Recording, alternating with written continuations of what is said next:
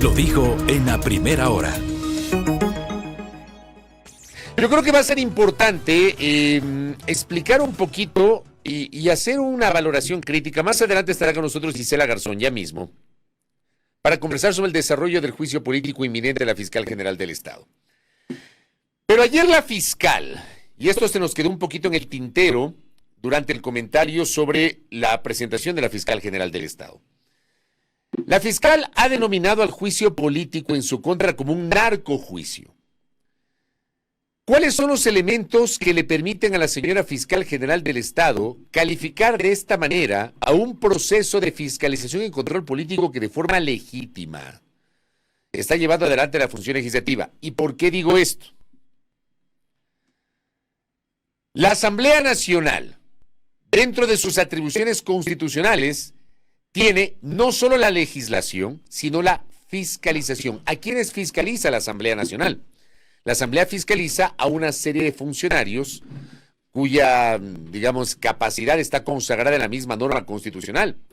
La Asamblea fiscaliza las ejecutorias del Poder Ejecutivo. La Asamblea tiene capacidad de solicitar información, capacidad de pedir comparecencias y capacidad de atribución de llevar a juicio político a los ministros de Estado, a la vicepresidenta de la República e incluso al presidente de la República. La Asamblea Nacional tiene capacidad de fiscalización sobre autoridades del resto de organismos del Estado.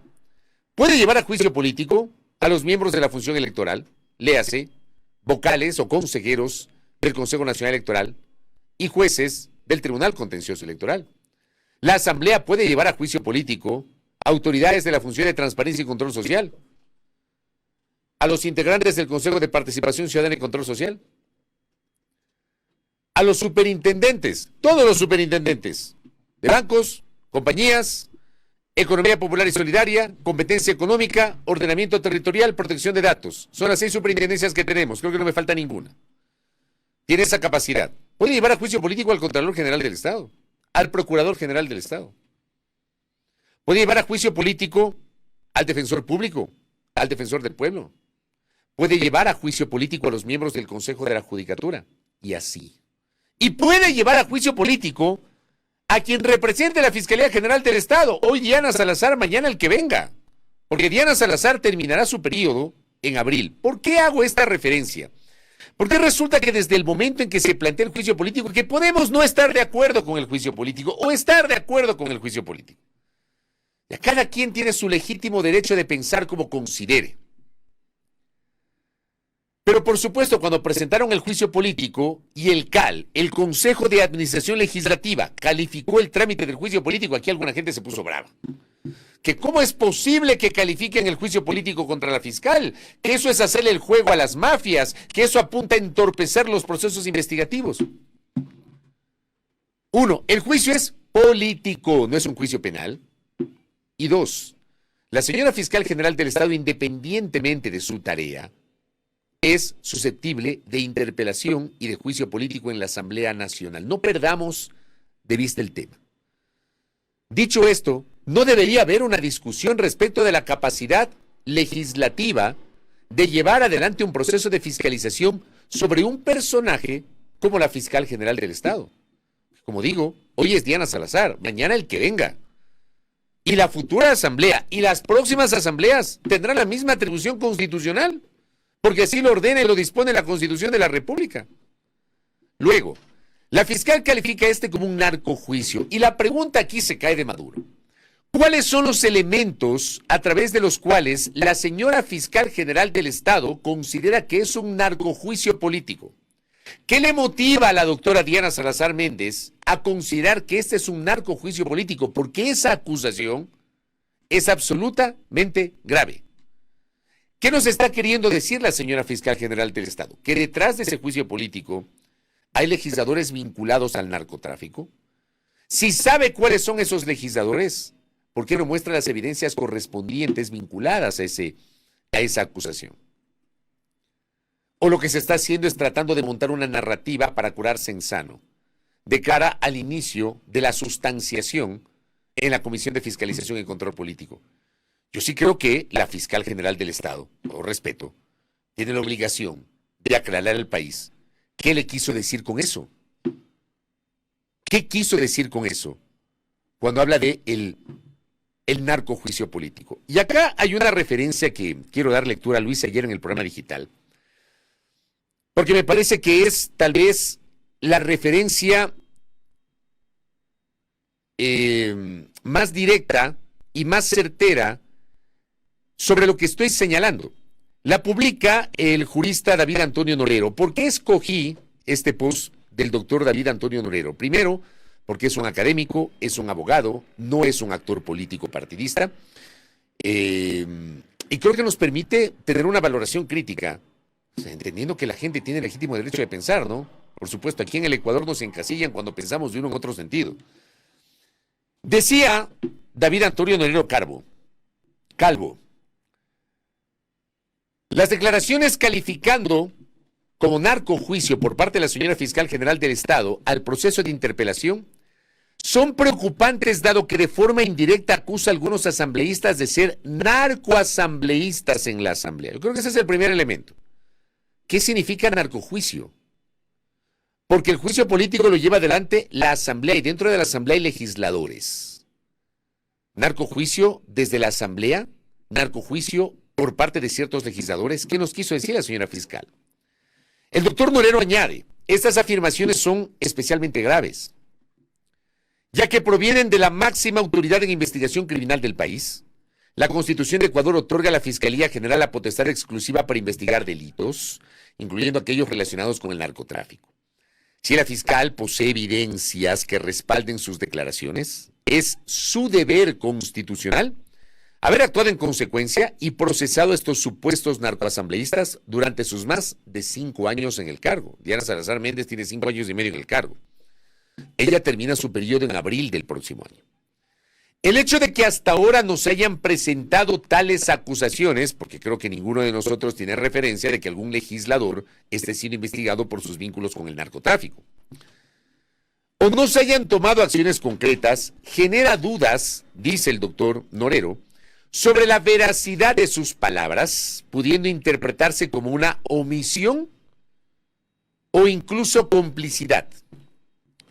Si efectivamente hay asambleístas involucrados en actividades delictivas, la inacción de la Fiscalía significaría un fracaso en su mandato constitucional, debilitando la confianza en la justicia y en las instituciones democráticas del país. La responsabilidad de la fiscal no solo reside en realizar investigaciones efectivas, sino también en proteger la integridad de las instituciones y del sistema democrático. Usar un lenguaje cargado políticamente en una declaración oficial puede tener consecuencias profundas como la desconfianza en el sistema de justicia y la percepción de que la ley se aplica de manera selectiva.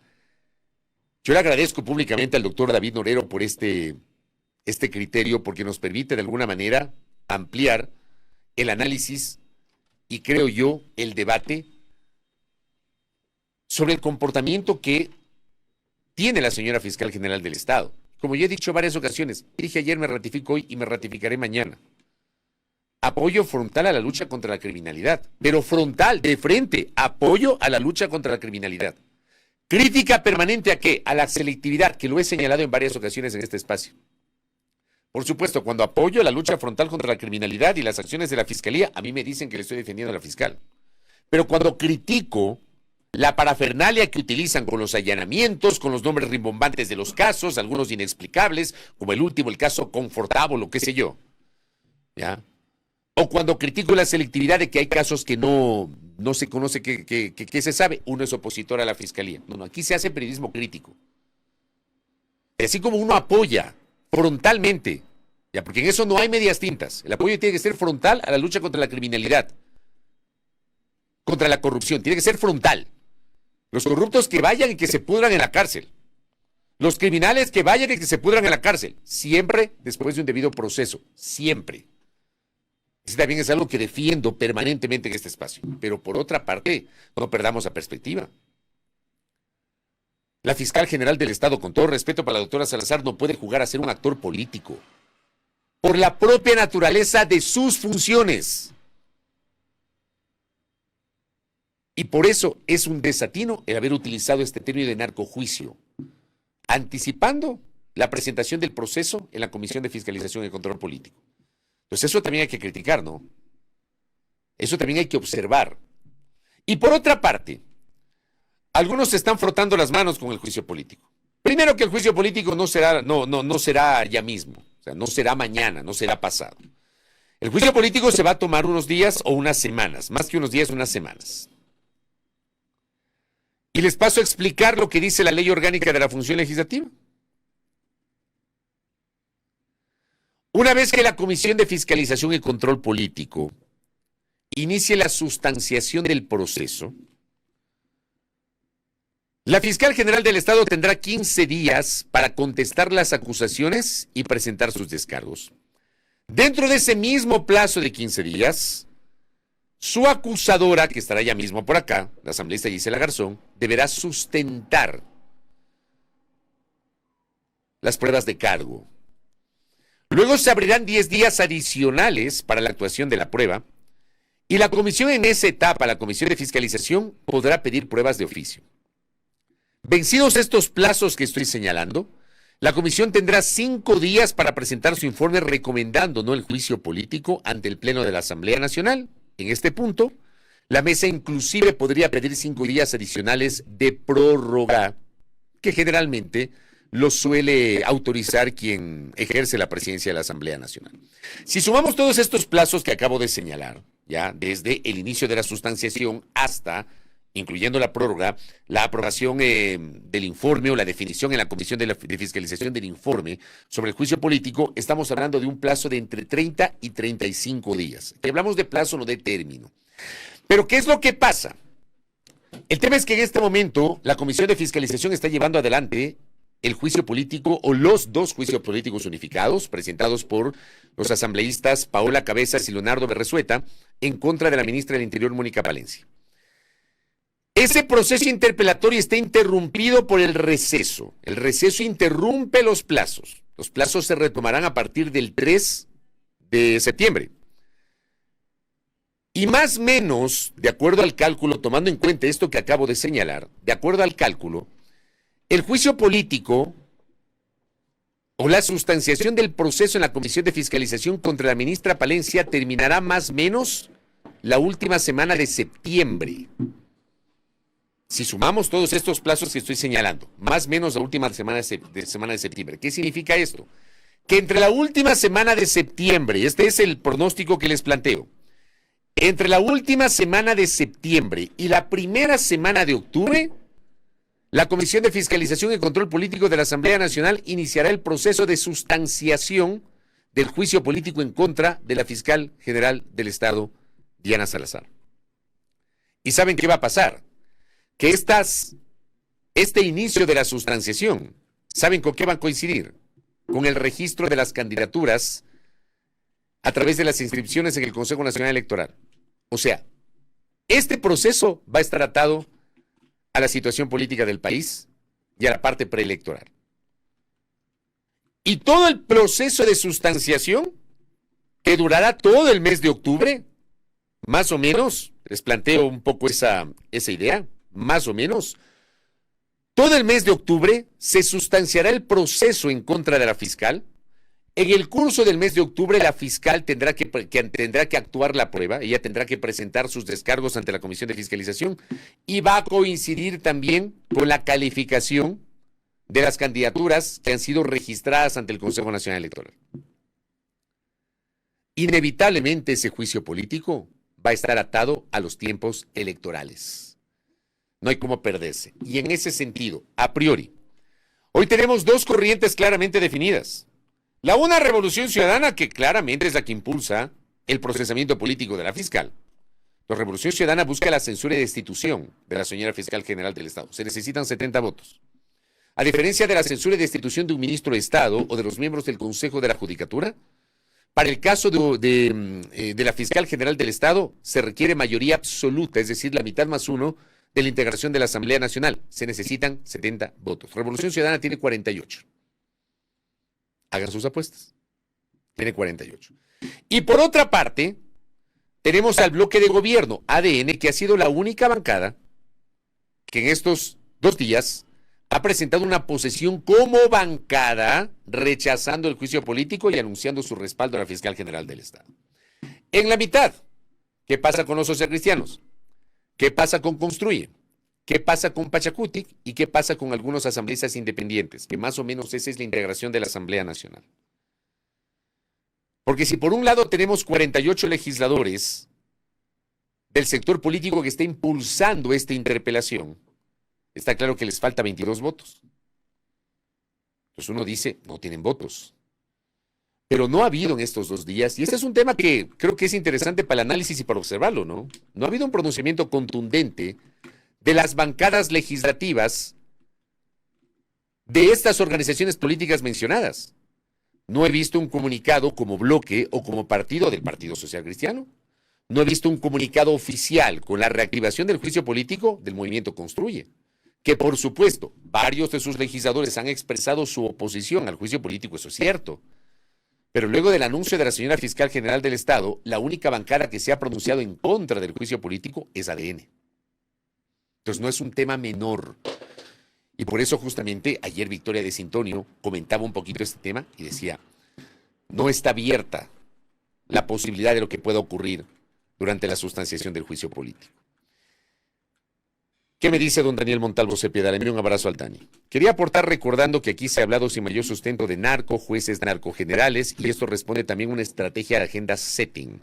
Es decir, que con solo una palabra se activen ciertas campañas en torno al desprestigio de la arena política de quien puede resultar un adversario. Pues que es así.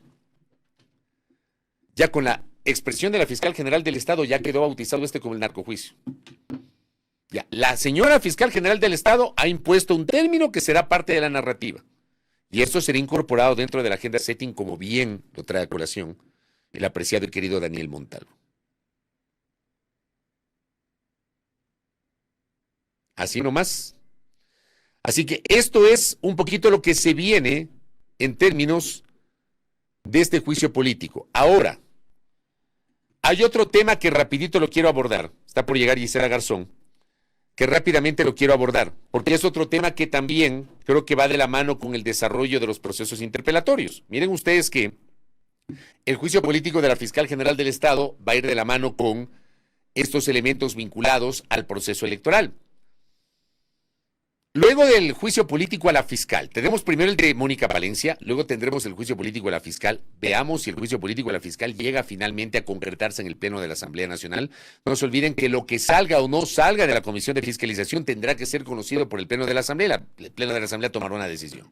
Luego de eso vendrá la sustanciación del juicio político contra la exministra de Energía, Andrea Robo. Luego de eso vendrá la sustanciación del juicio político contra la consejera del Consejo de Participación Ciudadana y Control Social, Joana Verde Soto. Y están pendientes, vamos a ver si finalmente presentan, esta intención de enjuiciar políticamente a 4 ministros de Estado por el caso Olón. Pero todo esto que estoy señalando se va a encontrar en enero seguramente con un tropiezo, que es algo que no está previsto en la norma. Digamos, al legislador se le olvidó incorporar dentro de la ley orgánica de la función legislativa qué pasa si todos los miembros del CAL se van de licencia o no están durante una campaña electoral. ¿Qué va a pasar con el Consejo de Administración Legislativa CAL? Póngame la primera, por favor, Roberto Carlos. Ok, ese es el CAL. ¿El CAL qué es? El Consejo de Administración Legislativa. Es el máximo organismo de administración de la Asamblea Nacional. El CAL es el organismo que califica el trámite de juicios políticos, es el organismo que no califica el trámite de juicios políticos, es el organismo que califica o no el trámite de proyectos de ley, es el organismo que se encarga de todo lo que tiene que ver con la administración del Parlamento ecuatoriano. Está liderado por el presidente de la Asamblea Nacional, integrado además por los 2 vicepresidentes, en este caso Henry Kronfle, Viviana Veloz y Egner Recalde. ¿Cuál es el problema aquí? Henry Kronfle ayer confirmó en una entrevista con Radio Pichincha, con el colega Alexis Moncayo, él va a renunciar el 2 de octubre. O sea, al día de hoy, Kronfle ha ratificado que mantendrá su precandidatura a la presidencia de la República por el Partido Social Cristiano. Ustedes saben que esto es política y de aquí a mañana las cosas pueden cambiar. Si no, pregúntenle a Jan Topic. Ya. Pero al día de hoy, Henry Kronfle ha ratificado que él va a renunciar el 2 de octubre para asumir la candidatura presidencial. Si renuncia Henry Kronfle, automáticamente Viviana Veloz, primera vicepresidenta de la Asamblea Nacional, asumirá la presidencia hasta completar el periodo de Cronfle, es decir, hasta el 13 de mayo del 2025. Quedará vacía la primera vicepresidencia y la Asamblea tendrá que elegir un primer vicepresidente. De hecho, el ingeniero Cronfle ha sugerido que el primer vicepresidente debería salir de las filas del Partido Social Cristiano y debería ser un legislador que no participe como candidato a la reelección para que, obviamente, no se someta a la licencia. Cronfle tiene que renunciar el 2 de octubre, pero en enero, a partir del 5 de enero, Viviana Veloz, que para esa fecha será presidenta de la Asamblea Nacional, tendrá que acogerse a una licencia obligatoria porque Viviana Veloz buscará la reelección por su provincia, por Santo Domingo de los Áchilas. Entonces uno dice, bueno, pero quiere Egner Recalde. Resulta que Egner Recalde también va a pedir licencia porque él figura como candidato a la reelección por uno de los distritos de la provincia de Pichincha por el movimiento ADN. Póngame la siguiente gráfica. ¿Qué pasa con el resto del CAL? Ellos son los otros 4 vocales del CAL, porque el CAL se integra por 7 vocales. Tenemos a Esther Cuesta de Revolución Ciudadana, a Diego Matobelle de ADN, a Alexandra Castillo que representaba Construye, ella se separó de Construye, y a Jorge Acaiturri del Partido Social Cristiano. De estos 4, la única que no va a participar en el próximo proceso electoral es Esther Cuesta. Yo ayer cometí en el programa digital una imprecisión y le agradezco a Galito Betancourt que me pasó este dato. Tuve ahí un lapsus brutus. Yo pensaba, porque al menos esa fue la información preliminar que tuve, que Esther Cuesta iba a ser candidata al Parlamento andino y no va a ser candidata a nada. Ella ya no puede ser candidata a la reelección como legisladora y no va a ser candidata al Parlamento andino. Entonces queda Esther Cuesta. Pero Diego Matobelle va a ser candidato a la reelección por ADN. Tendrá que pedir licencia. Alexandra Castillo va a ser candidata a la reelección, esta vez por el Partido Social Cristiano, por uno de los distritos de la provincia de Pichincha. Tendrá que pedir licencia. Y Jorge Acaiturri va a buscar la reelección como candidato por el Partido Social Cristiano por la provincia del Guayas. Tendrá que pedir licencia. ¿Qué quiero decirles con esto? Que el 5 de enero el Consejo de Administración Legislativa CAL se quedará casi que en acefalía. Solamente con quien presida la Asamblea Nacional en reemplazo de Viviana Veloz, que debería ser un legislador. O sea, ese primer vicepresidente, yo coincido ahí con el presidente Cronfle, debería ser un legislador que no busque la reelección para no pedir licencia. Se quedaría este primer vicepresidente y se quedaría Esther Cuesta. Pero con 2 legisladores usted no puede tomar decisiones en el CAL. Y resulta que los miembros del CAL, querido audiencia, gracias Roberto Carlos, los miembros del CAL no tienen suplentes. La norma no establece suplentes para los miembros del CAL. O sea, falta un miembro del CAL y salado pelado. ¿Qué va a pasar con los temas legislativos? ¿Qué va a pasar con los temas de fiscalización? ¿O la Asamblea está pensando en someterse a un nuevo receso constitucional durante enero? Que obviamente puede hacerlo, ¿no? Porque la Asamblea Nacional tiene 2 recesos constitucionales al año. Este que estamos viviendo en este momento es el segundo del actual periodo de la Asamblea Nacional. La Asamblea bien podría, frente a esta situación, en enero, someterse a un nuevo receso constitucional en medio de la campaña política. Pero ¿saben por qué traigo a colación esto? Porque esto va a interrumpir el desarrollo de los procesos de fiscalización y también sobre el desarrollo del trámite de las leyes. Entonces es un tema no menor que hay que comentarlo justamente en esta mañana. Bueno, 7:07, cierro el comentario, vamos a la pausa rápidamente. Efectivamente, como dice Nahuel, esto coincide con el proceso electoral. Y acá, pues, efectivamente, Belkis me recuerda, el receso no podría ser mayor de 15 días, claro, pero y la campaña va a durar casi un mes. O sea, es una complicación, pero por lo menos 15 días se va de receso.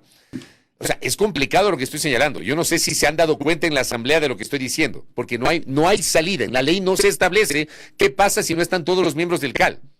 O sea, si están apenas 2 de un CAL de 7, no pueden tomar decisiones. Es un tema no menor que les traigo a colación.